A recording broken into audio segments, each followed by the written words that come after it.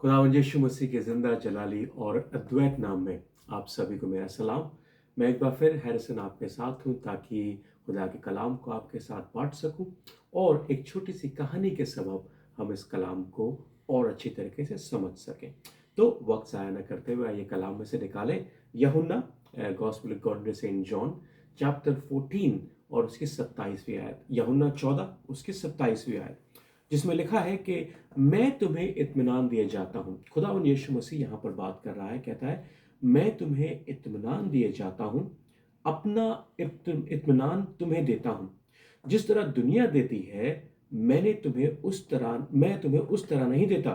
तुम्हारा दिल ना घबराए और ना डरे। खुदावंद यीशु मसीह यहां पर शांति की, कंटेनमेंट की, संतुष्टि की बात करता है। तो हमारी कहानी यह है कि एक बार एक मसीह साधु महात्मा थे और वो पहाड़ों पर रहा करते थे।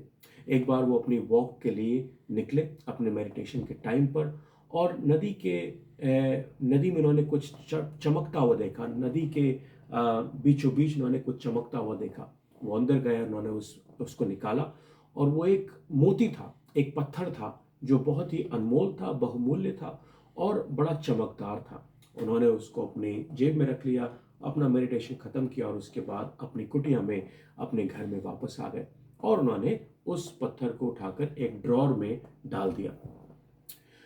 उन महात्मा के पास, मसीह महात्मा के पास बहुत सारे लोग आया करते थे। एक बार एक आदमी जो सिटी में रहा करता था, अपने शहर में रहा करता था, उनके पास मिलने के लिए आया। जब वो अपना मेडिटेशन कर रहे थे, वॉक कर रहे थे मेडिटेशन के लिए, ये आदमी उनसे मिला, चढ़ाई चढ़ रहा था और उसने बोला कि सर मैं प्यासा हूँ। उसने बोला आ मेरे भाई, मैं तुझे अपने कुटिया में ले चलता हूँ, and I will give you some water, मैं तुम्हें कुछ पानी दे दूंगा। बोला ठीक है।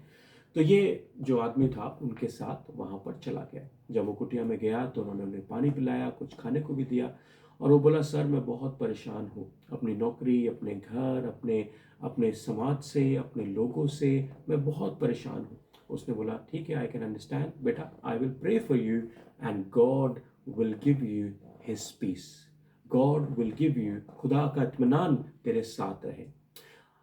बाई चांस उस आदमी ने उस मोती को जो वहां पर था, वो पत्थर जो था चमकता हुआ, उसको उस ड्रॉर में देख लिया। तो उसने महात्मा जी से कहा क्या ये पत्थर मैं ले जा सकता हूँ? उन्होंने बोला हाँ ले जाओ। उन्होंने वो पत्थर उस ड्रॉर में से निकाला और उस आदमी को दे दिया। अब वो आदमी उस पत्थर को लेकर चला गया और अपने घर चला गया। मगर एक महीने बाद वो आदमी वापस आया, उस पत्थर को अपने हाथ में लेकर वापस आया। जब वो महात्मा जी वहां पर बैठे थे, अपनी मेडिटेशन कर रहे थे दोबारा, और ये आदमी उनके पास आया और आकर उसने उस पत्थर को उस महात्मा के हाथ में रख दिया। तो महात्मा बोले बेटा तुम इस पत्थर को बेच सकते थे, ये तो 40-50 लाख का आराम से बिक जाता, और इससे तुम अपने लिए कुछ शांति खरीद सकते थे। तो उस आदमी ने बोला इसी सोच से मैं इस पत्थर को आपके पास से ले गया था, इसी उम्मीद से कि मैं इसको बेचूंगा और मैं अपनी शांति पा सकूंगा। मगर उसके बाद मैंने एक बात पर गौर किया कि जब मैंने आपसे इस पत्थर को मांगा, यह पत्थर आपके पास बड़ा बहुमूल्य था, बड़ी अनमोल था, मगर आपने बिना किसी झिझक के इस पत्थर को मुझे एक मिनट में निकाल कर दे दिया।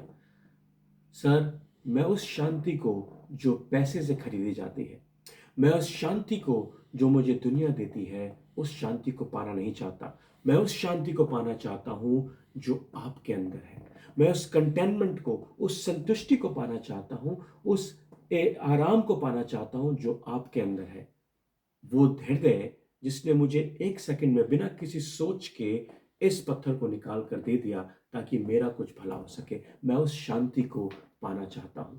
तो महात्मा जी ने कहा मेरे बेटे, ये शांति सिर्फ तुम्हें एक इंसान दे सकता है, सिर्फ एक खुदा दे सकता है जो इंसान भी है और खुदा भी है, और वो है यीशु मसीह। कलाम कहता है 27वीं आयत 14 बाब यूहन्ना कि मैं तुम्हें इत्मीनान दिए जाता हूं, अपना इत्मीनान तुम्हें देता हूं। जिस तरह दुनिया देती है मैं तुम्हें उस तरह नहीं देता। तुम्हारा दिल ना घबराए और ना डरे।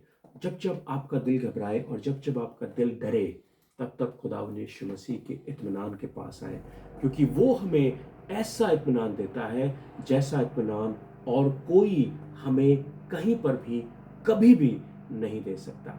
एक और आयत निकालें, फिलिपियो उसका 4 बाब उसकी 11वीं और 13वीं आयत, जहां पर पौलुस भी इस बात को कहता है। पौलुस जो खुदावंद यीशु मसीह का चेला बना और वो कहता है मैं खुदा का बॉन्ड स्लेव हूं। वो कहता है 4 बाब उसकी 11वीं और 13वीं आयत में लिखे, कहता है मैं ये नहीं कहता कि मैं मोहताजी के लिहाज से कहता हूं, क्योंकि मैंने सीखा है कि जिस हालत में हूं उसी में राजी रहूं, उसी में कंटेंट रहूं, उसी में संतुष्ट रहूं।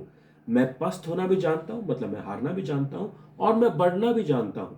हर एक बात और सब हालातों में मैंने शेर होना, भूखा रहना और बढ़ना घटना सीखा है। जो मुझे ताकत बख्शता है, 13वीं आयत, जो मुझे ताकत बख्शता है उसमें मैं सब कुछ कर सकता हूं। जो मुझे ताकत देता है। कलाम क्या कहता है कि कुछ लोग रथों पर और घोड़ों पर और बड़ी सामर्थ्यों पर विश्वास रखते हैं, मगर मैं उस पर विश्वास रखता हूं जो परम प्रधान है। पौलुस कहता है कि मैंने सब कुछ खोया भी है और सब कुछ पाया भी है, मगर मैंने जो पाया है वो कंटेनमेंट है, वो खुदा का दिया है। जो हमारे पास है उसी में मैं राजी हूं। क्या हम खुदा में राजी हैं? क्या हम खुदा को इसलिए फॉलो करते हैं क्योंकि वो हमें स्वर्ग देगा, या हमें घर देगा, या हमें हीलिंग देगा, या हमें किसी प्रोफेसी या कोई विजन देगा? हमें खुदावंद यीशु मसीह को फॉलो करना है सिर्फ खुदावंद यीशु मसीह के लिए। तब वो हमें कंप्लीट संतुष्टि, कंप्लीट इत्मीनान, कंप्लीट शांति देगा। खुदावंद आपको बहुत बरकत दे। मैं खुदा का दास हैरिसन आपके लिए हमेशा दुआ करता हूँ। अगर आपके पास कोई दुआएं हैं तो नीचे लिखे ईमेल एड्रेस पे आप मुझे शेयर कर सकते हैं। इस चैनल को सब्सक्राइब ना करें, इस वीडियो को लाइक ना करें, खुदा को सब्सक्राइब करें, खुदा को लाइक करें। और अगर आपको ये वीडियो समझ आए, अगर ये कलाम आपको समझ आए, तभी इसको दूसरों के साथ शेयर करें। खुदावन आपको बहुत बरकत दे। God bless you. Thank you.